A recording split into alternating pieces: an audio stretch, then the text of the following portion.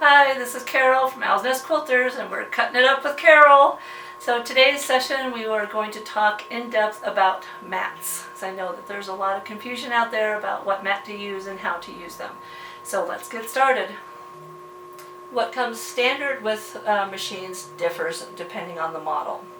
So the lower end or earlier models usually come with the standard, the low, and the medium tack, if those are still available, and they may be in other countries.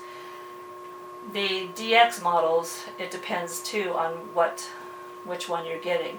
The SDX 225 and the 230, the 230D and the 230F.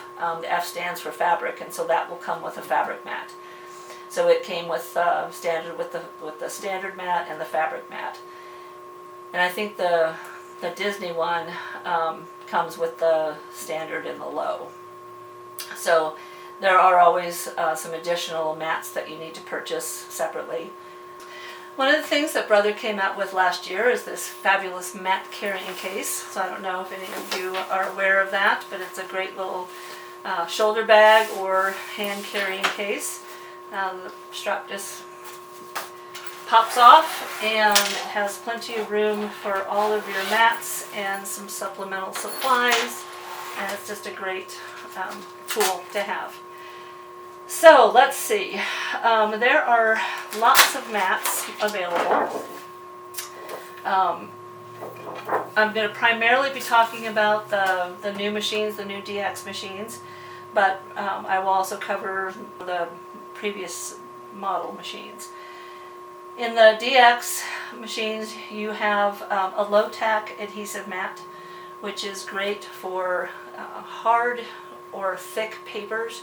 You never want to put a thin paper like a rice paper, or even sometimes the typing paper will stick too much to these and will ruin your mat.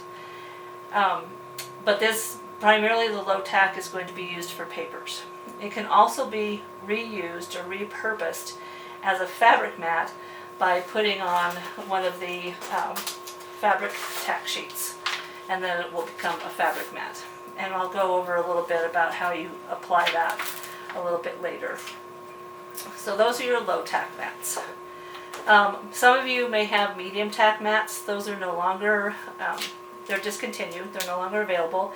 And but if you have them, they're good also for your thicker papers, your corks, things that need a little bit more of a stickiness without being overly sticky with some of the fabric mats and so on.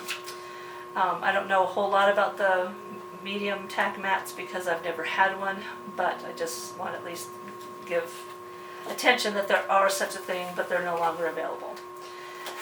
And then the other thing that we have are the standard tack mats, and I have several of those in various stages of use, and I left them that way purposely because we'll get to that a little bit later. But the standard tack mats are great for, again, for once they're used and they're not quite as sticky. They're good for papers, they're good for vinyl, they're good for the foils, they're good for all kinds of other materials other than fabric. Then I have also dedicated one mat, which is a standard mat, that's been fairly well used as a fabric mat. And I actually wrote down fabric, so I know that this one is for fabric. This one is going to be for fabric with an adhesive webbing on it. So it's dedicated for that. It's not ultra sticky, but it's sticky enough that once once you put the webbing on top of it, it has a good hold. Then, you can see that I've been using it.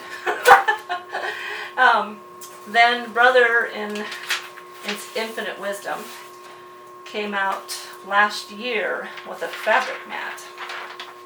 And this has been a real game changer. So those of you who are considering upgrading from one of your previous models, into a DX, this alone is a good reason to do it. The fabric mat is fabulous.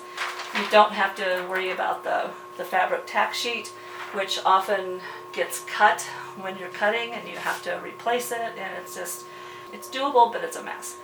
These fabric sheets, mats are just fabulous, and they're quite sticky. You can see that even with all of the use it's gotten, it's very sticky. And again, I kept that the way I've wanted to keep it, so we can demonstrate something a little bit later. So then the other mat that is of importance is the scanning mat. And this has no adhesion to it at all. It's just a mat where you would slide any kind of a picture or paper that you want to scan and cut in. This does the scanning, and then you would go to one of your other mats to do the actual cutting. Those of you who have Cricuts, I believe, correct me if I'm wrong, but I believe that this is what really sets the Brother cutters from any other cutters, is because with the scanning mat, the whole entire world basically is open to us in terms of what we can cut. And later on in other series, we're going to do some projects that will demonstrate that to you. So we're really not limited by cartridges or the things that are built into the machine. The whole world is open to us with this scanning mat. And this does not come standard with the machines. This is an additional purchase. And then you can just see that I use them for very tiny things, and I put different fabrics in here, scan it, place my little hexes, and then cut them. And you can even see how well used this. I think you can see that on the camera, how well used it is, but it's just perfect for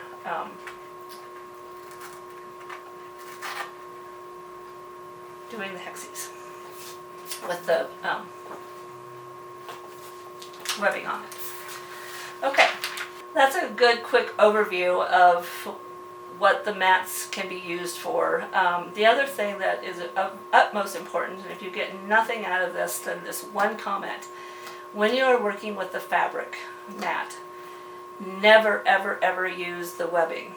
You only want to use bare naked fabric on the fabric mat. So this is fabric that has been starched, because starch always helps keeps the fibers together, and so you don't get much of the fraying when you're pulling it off. But you never want to put webbing onto the fabric mat. You will never get it off, and it will make a complete mess. So the last thing I wanted to talk to you about is maintenance.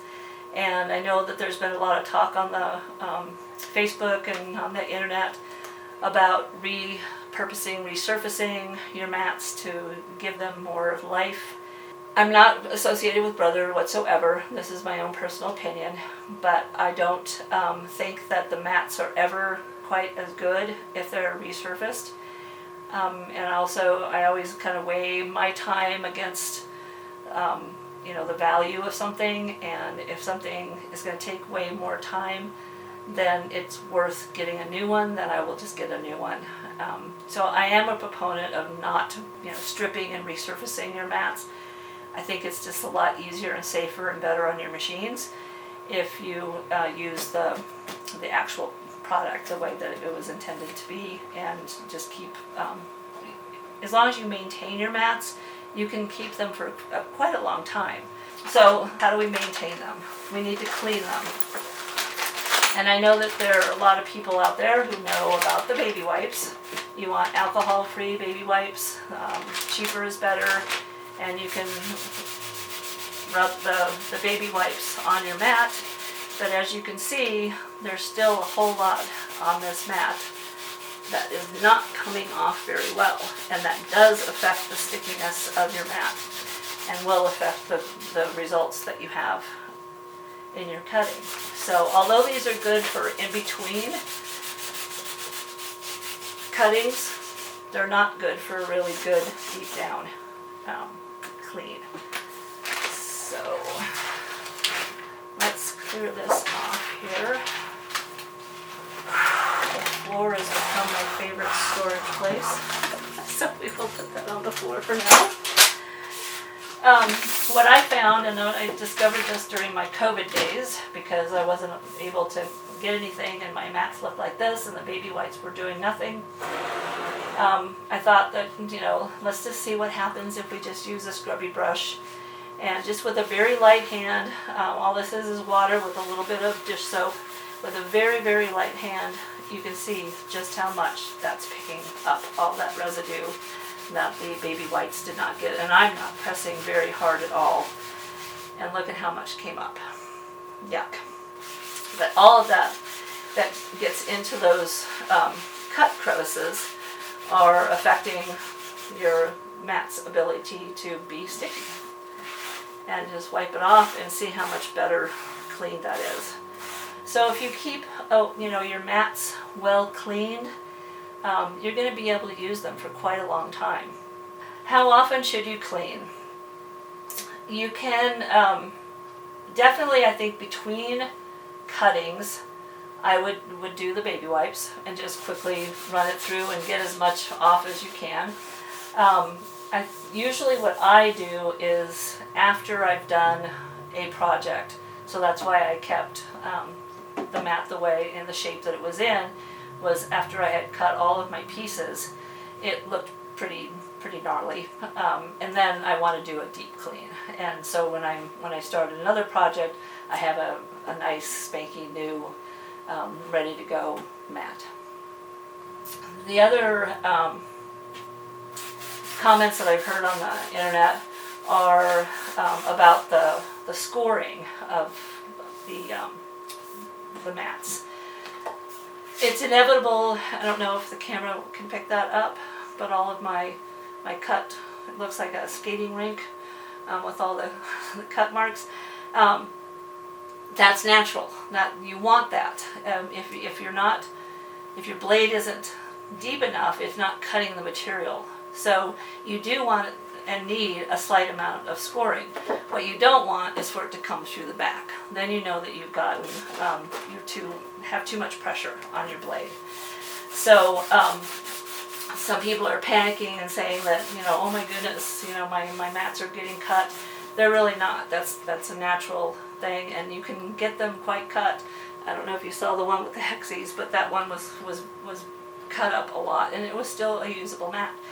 So these mats can be used for quite some time if you take care of them and not worry about them getting all cut up.